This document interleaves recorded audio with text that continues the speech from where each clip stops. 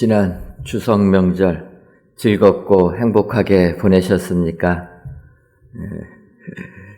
이번 추석은 추석 연휴가 월요일부터 수요일까지 되다 보니까 어찌 보면은 주말부터 명절 연휴가 시작되었다 이렇게 볼 수가 있습니다.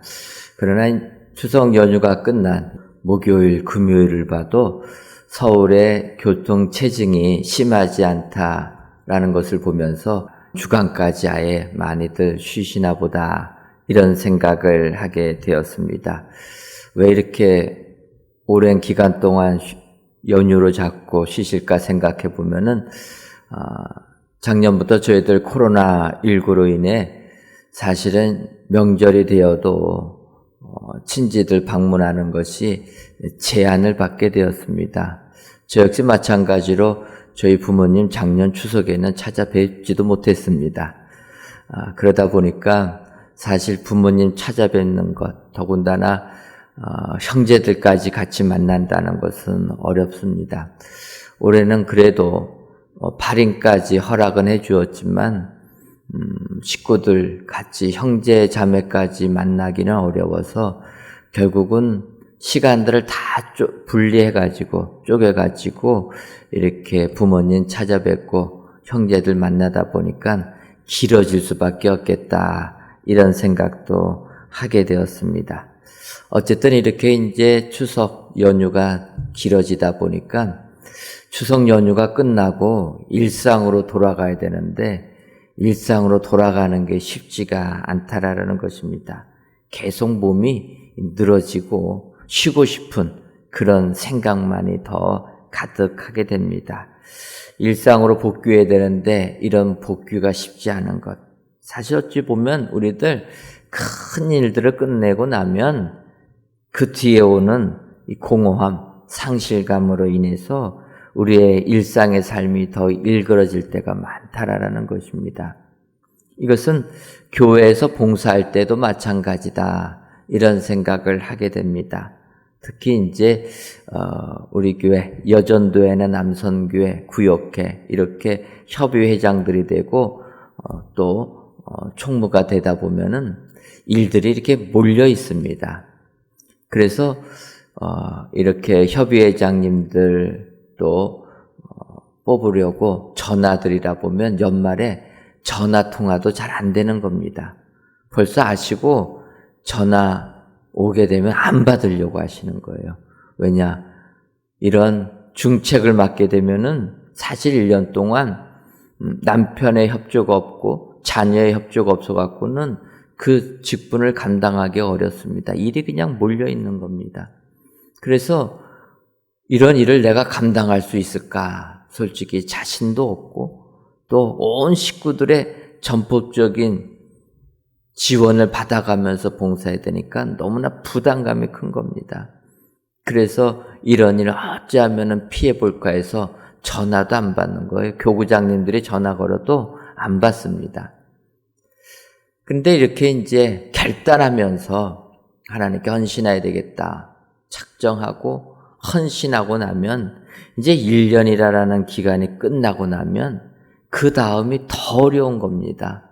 1년 동안 내 삶을 다 희생하면서 주를 위하여 전심으로 봉사했는데 그 봉사가 끝나고 나면 이제는 내 자리 찾는 게 어렵다라는 거예요.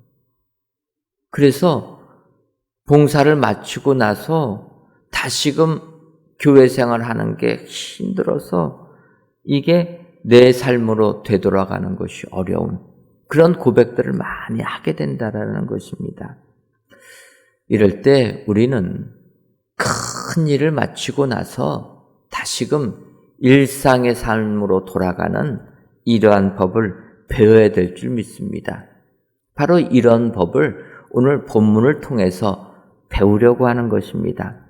오늘 본문 요한복음 6장 15절을 보면 그러므로 예수께서 그들이 와서 자기를 억지로 붙들어 임금으로 삼으려는 줄 아시고 다시 혼자 산으로 떠나가시니라 이렇게 말씀하고 있습니다. 이 오늘 성경의 본문은 우리들이 잘 아는 예수님께서 오병이어의 표적을 보여주신 이러한 사건입니다. 장정만 5,000명이 먹고도 남았다라는 표현을 보게 되면 장정만이기 때문에 식구들을 표현하게 되면 학자들은 한 2만 명 정도가 모였을 것이다. 이렇게 추정도 하게 됩니다. 어쨌든 예수님께서 주의 말씀을 들으라고 기진맥진한 그들, 사흘 동안 잘 먹지도 못한 그들에게 물고기 2마리와 보리떡 5개를 가지고 그들에게 먹여주셨다라는 것입니다. 그리고 나니까 사람들이 예수님을 임금으로 삼으려고 했다. 그때 예수님께서 다시 혼자 산으로 가셨다라는 것입니다. 예수님께서 오병이어의 표적을 보여주니까 사람들이 환호를 했습니다. 사람들이 감사하며 찬송했습니다. 그럴 때 예수님께서는 제자들까지 다 떠나보내시고 다시 혼자 산으로 가셨다라는 것입니다. 산에 가셔서 기도하셨다. 여러분, 하나님과의 교제는 바로 이럴 때 해야 되는 줄 믿습니다. 우리는 하나님께 기도할 때는 세상에서 실패할 때 기도한다라는 거예요. 내가 세상에서 잘 나가면 하나님께 기도하지 아니하고 하나님은 뒤편에 계십니다. 그러나 세상에서 실패하게 되면 그때서야 하나님께 나아가고 하나님께 매달린다라는 것입니다. 세상 실패했을 때에도 그제라도 하나님께 매달리면 그래도 잘 되는 것이지만 그것 이전에 내가 잘 될 때, 큰 일을 이루었을 때 그때 하나님과 교제하는 사람, 이 사람이 축복의 사람이 되는 줄 믿습니다. 예수님께서는 오병이어의 놀라운 표적을 보여주신 그 이후에 다시 혼자 산으로 가셨다. 기도하러 산으로 가셨다라는 것입니다. 더군다나 오늘 성경편을 보게 되면 다시라고 말씀합니다. 이 다시라는 표현을 보게 되면 예수님께서는 습관적으로 자주 이런 일을 행하신 다음에 산에 가셔서 하나님과 교제하셨던, 기도하셨던 주님이라는 것을 알 수가 있습니다. 그러므로 오늘 귀한 예배를 드리시는 사랑하는 성도 여러분, 바라기는 다시 혼자 산으로 가신 예수님을 보시면서 세상에서 잘 될 때, 세상 사람들이 환호할 때 오히려 주님과 교제의 끈을 놓지 아니하시는 우리 축복의 성도님들이 다 되시기를 주님의 이름으로 축원합니다. 그렇다면 기도하시러 다시 혼자 산으로 가신 예수님, 어떠하실 때 이렇게 산으로 가셨습니까? 첫째는 우리 예수님 능력을 보여주신 후에 산으로 가셨다라는 것입니다. 오늘 본문 요한복음 6장 11절을 보면 예수께서 떡을 가져 축사하신 후에 앉아있는 자들에게 나눠주시고 물고기도 그렇게 그들의 원대로 주시니라. 이렇게 말씀하고 있습니다. 예수님께서 오병이어를 가지시고 축사하시고 사람들에게 나눠주었습니다. 사도 요한은 이 예수님의 오병이어의 이적을 표적이라 얘기합니다. 메시아의 표적이다. 이렇게 엄청난 이적을 보여주신 후에 우리 주님은 도리어 기도하러 산에 가셨다라는 것입니다. 사실 우리가 세상에서 능력이 나타났을 때, 능력을 보여줬을 때, 그래서 세상 사람들이 우리들을 인정할 때 산으로 가는 거 쉽지가 않습니다. 사람들이 나를 따를 때 그 사람들을 내버려 두고 홀로 산에 간다. 쉬운 것이 아니라는 것입니다. 하지만 예수님은 세상 사람들이 주님을 환호할 때, 능력을 보여주시자 사람들이 주님을 메시아로 삼으려고 할 때 혼자서 산에 가셨다라는 것입니다. 여러분, 이런 삶을 사는 것이 축복의 삶을 사는 비결이 되는 줄 믿습니다. 여러분, 구약 성경을 보게 되면 우리가 잘 아는 엘리야 선지자가 등장하게 됩니다. 여러분, 이 엘리야 선지자가 어떤 사람입니까? 북이스라엘 나라에서 아합 왕과 그의 아내 이세벨이 나라를 통치하면서 나라를 온통 바알과 아세라, 우상을 섬기는 나라로 변질시켰다라는 것입니다. 그때 하나님께서 엘리야를 부르셔서 그 우상과 우상 섬기는 자들과 대결하게 하지 않습니까? 그래서 엘리야가 아합 왕에게 갑니다.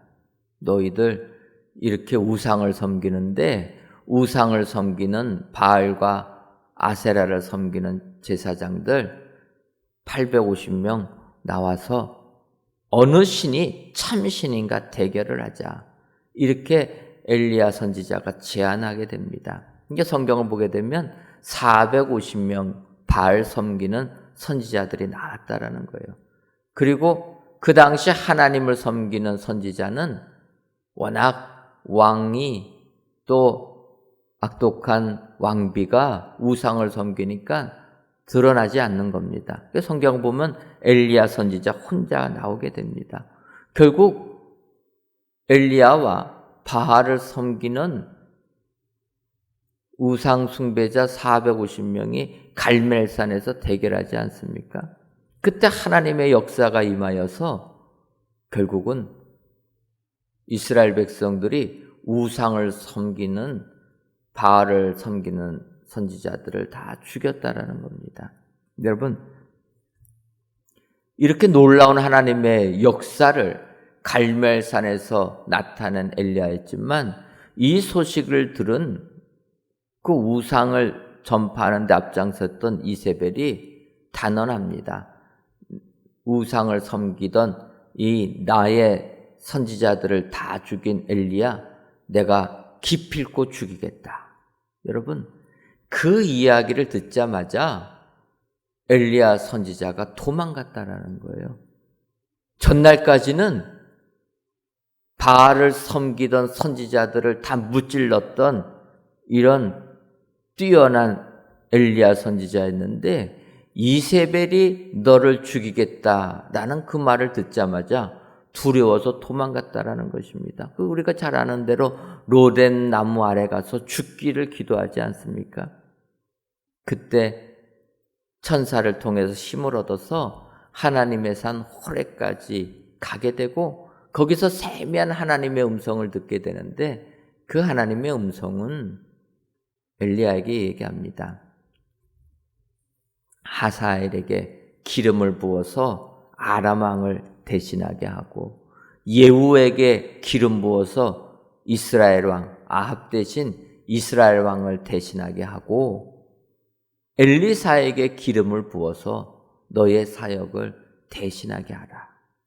여러분, 저는 이 엘리야의 이 같은 모습을 보면서 사실은 조금 이해가 되지 않는 부분이 있습니다. 그것은 그렇게 갈멜산에서 능력을 보여줬던 엘리야가 기도하니까 불이 하늘 위에서부터 내려서 제단 위에 있는 제물들을 위에서부터 아래로 다 불사르는 이런 놀라운 역사가 일어나지 않았습니까? 불은 밑에서부터 위로 가는데 거꾸로 되었다라는 겁니다. 그래서 제단에 있는 제물들을 다 불사르면서 바알 선지자들을 다 멸해버렸는데 이런 엄청난 기도의 능력을 보여줬던 엘리야가 이세벨의 그 말 한마디에 두려워서 도망자의 삶을 살게 되었다. 이게 사실 조금은 잘 믿겨지지 않는 표현인 것입니다.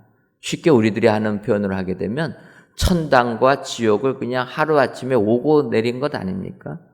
어떻게 그럴 수가 있었을까? 이런 능력자가 하나님의 능력을 체험한 그가 하루아침에 이세벨의 그 말 한마디에 두려워서 도망하는 이런 사람이 되었는가?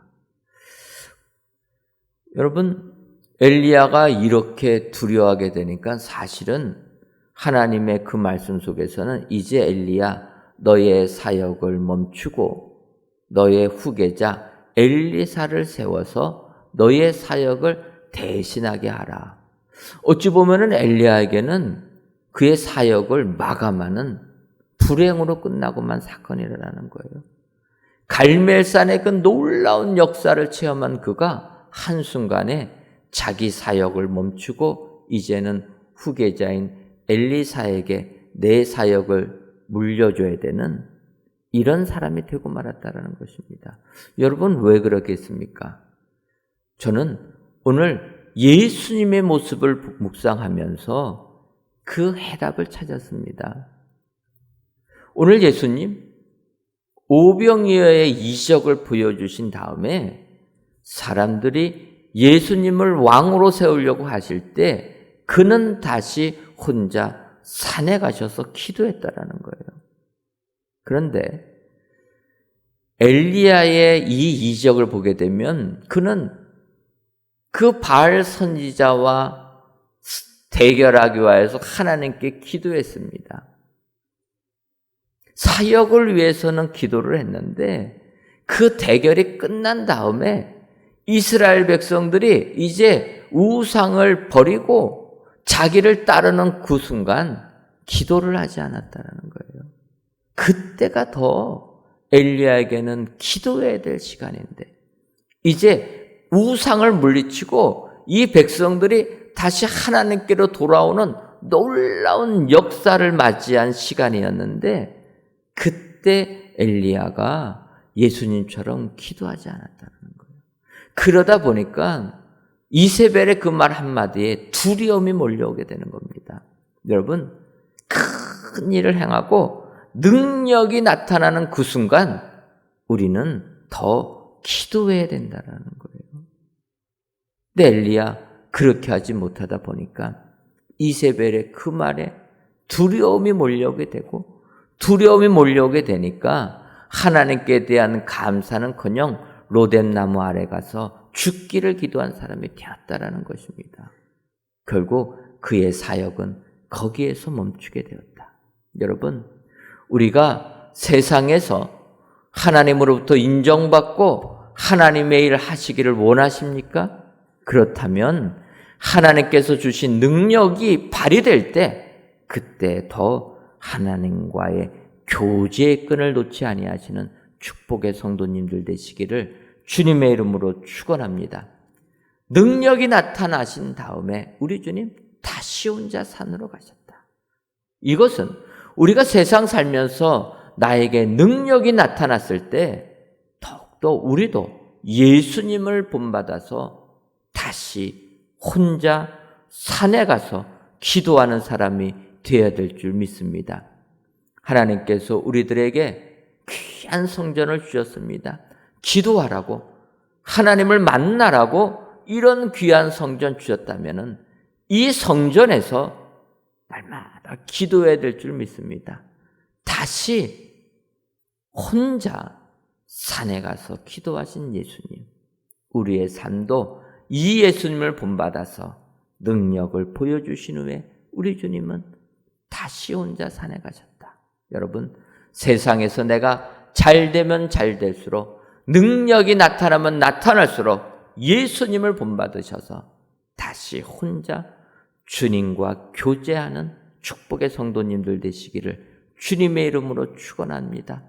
사람들이 몰려오면 몰려올수록 그 사람들을 뒤로하고 혼자 예수님과의 교제의 끈을 놓지 아니하는 사람, 이런 사람이 우리 주님처럼 하나님의 일을 감당하는 축복자들이 다 될 줄 믿습니다.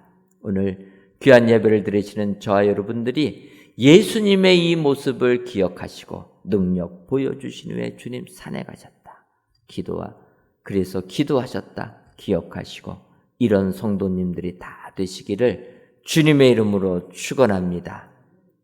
다음으로 우리 주님 예수님은 풍성함이 넘친 후에 기도하러 산에 가신 분이시다. 이렇게 말씀하고 있습니다.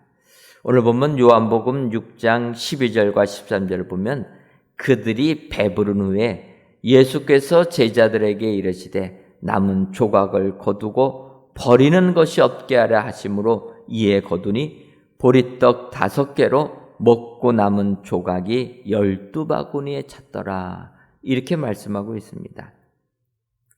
예수님께서 오병이어의 놀라운 이적을 보여주신 다음에 제자들에게 말씀하십니다. 버리는 것 없도록 낭비하지 않게 하라.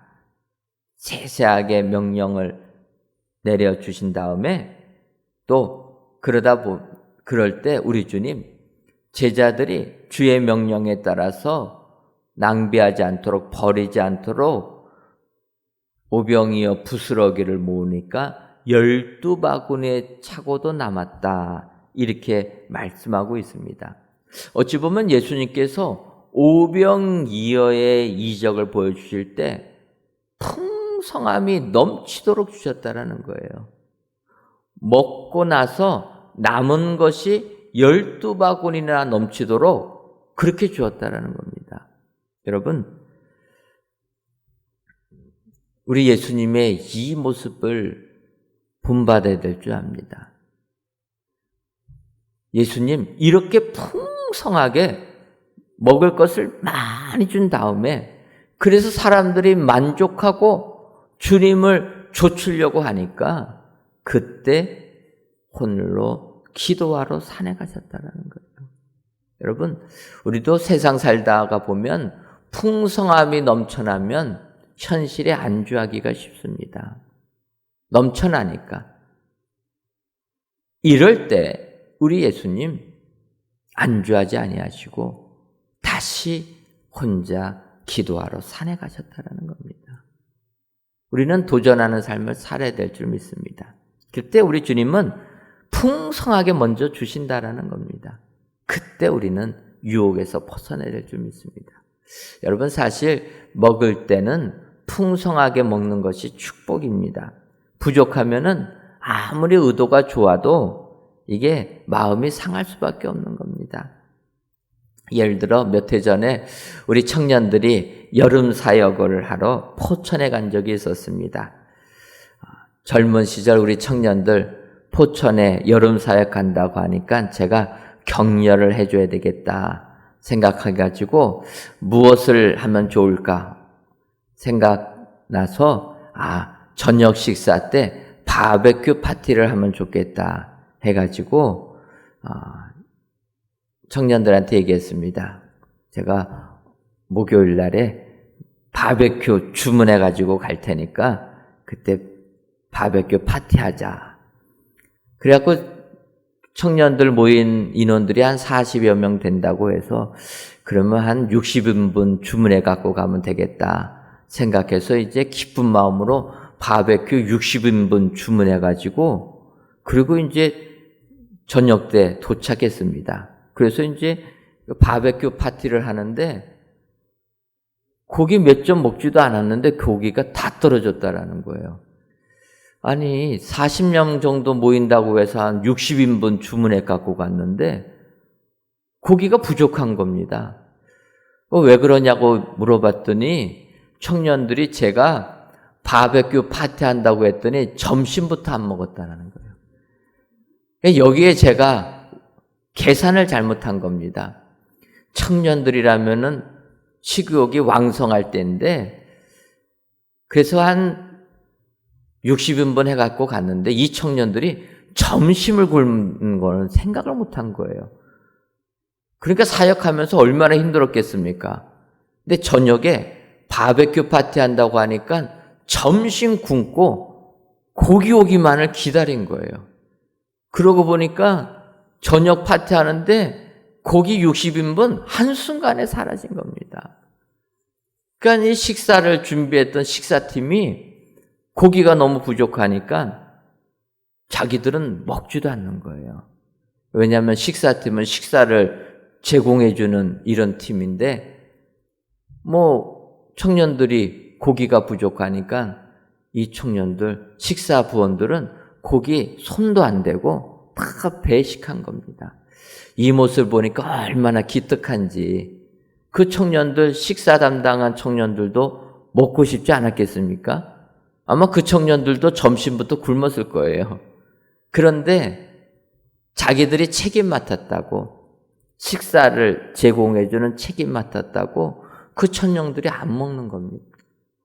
그것을 보니까 마음이 너무나 뿌듯해가지고 제가 그 식사하는 팀들만 따로 모아서 몰래, 다른 청년들 얘기하지 마라, 몰래 해가지고 생각해 보니까 여러분, 포천이 뭐가 유명합니까?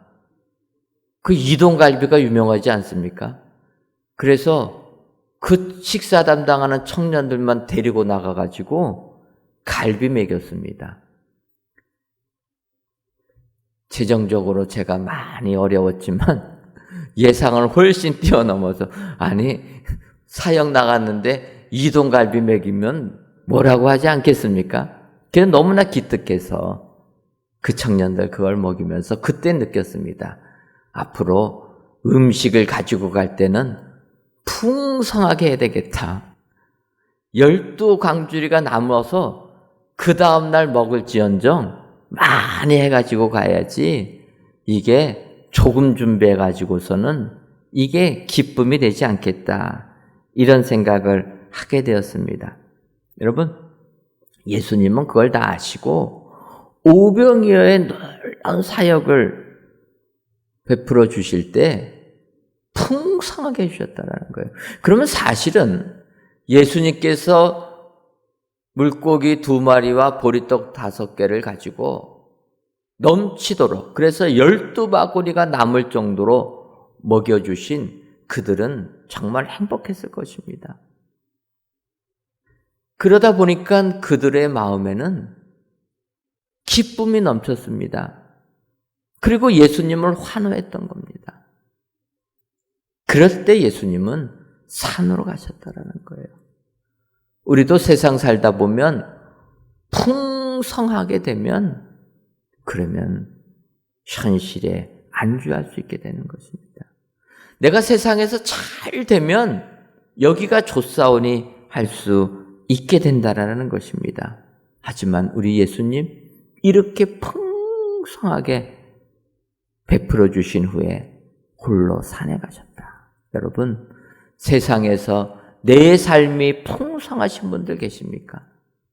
풍성함이 넘치면 넘칠수록 이 세상에 안주하지 마시고 예수님을 본받으셔서 주님과 교제하시는, 기도하러 산에 가시는, 기도하러 교회에 오시는 우리 축복의 성도님들이 다 되시기를 주님의 이름으로 축원합니다.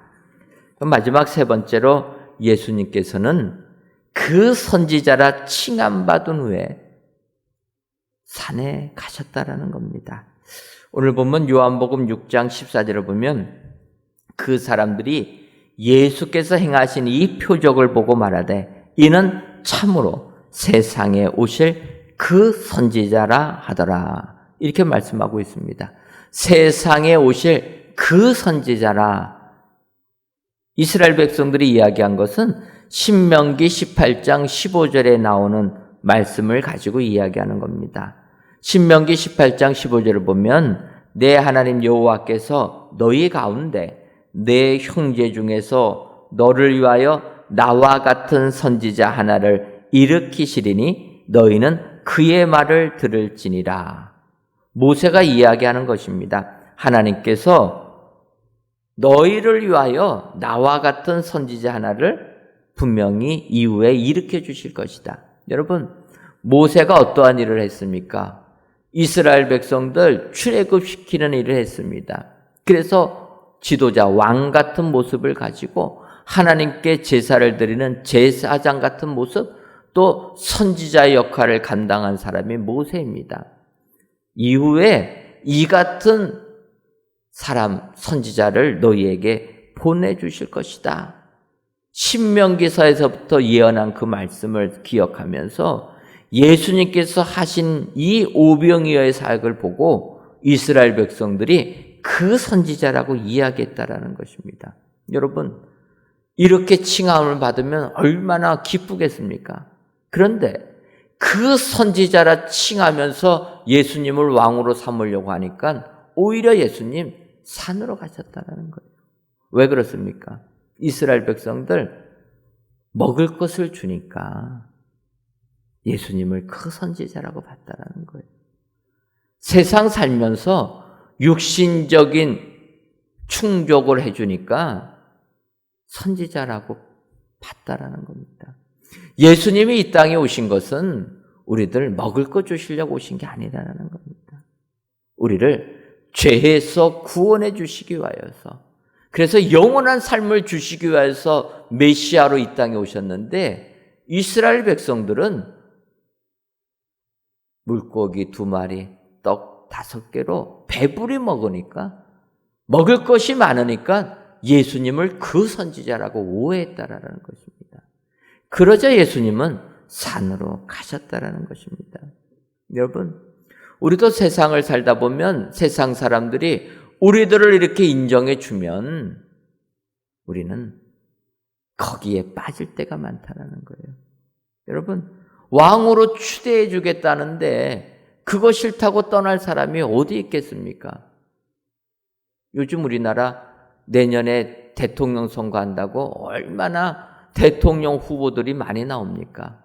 유력한 당에는 10명 안팎들이 나오고, 그러지 못한 당들은 몇 명씩, 그것도 아닌 사람들은 독자로 출마합니다. 그러니까 대통령 되겠다고 하는 분들이 수십 명이 넘습니다. 왜 그렇습니까? 이 땅에 왕이 되겠다라는 거예요. 왕이 돼서 자기가 권력 휘두르겠다라는 것입니다.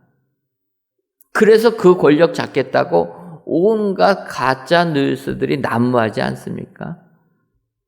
어떻게 하든지 그런 사람들 떨어뜨리겠다고 조그마한 흠 하나 잡아가지고 엄청나게 큰 죄를 지은 것처럼 서로가 서로를 공격해 된다는 거예요. 왕이 되겠다고. 여러분, 예수님은 그렇지 않았다라는 겁니다. 사람들이 성경에 예언된 그 선지자라고 칭함을 받아도 홀로 산에 가신 주님이시라. 그 유혹을 이기신 예수님이라 성경은 분명하게 말씀하고 있습니다. 여러분, 오늘도 예수님의 이 모습을 배우시는 축복의 성도님들 되시기를 주님의 이름으로 축원합니다. 사람들이 나를 왕으로 삼으려고 해도, 사람들이 나를 지도자로 삼으려고 해도 그 유혹을 벗어나서 오직 하나님과 기도하는 사람, 하나님과 교제하는 사람, 이런 축복의 삶을 살아가는 것이 예수님의 모습이라 오늘 성경이 말씀하고 있습니다. 여러분, 이 세상 헛된 것에 소망 두지 마시고 오직 하나님께만 소망을 두셔서 예수님을 그대로 본받아 오늘도 세상을 이기시는 축복의 성도님들이 다 되시기를 주님의 이름으로 축원합니다.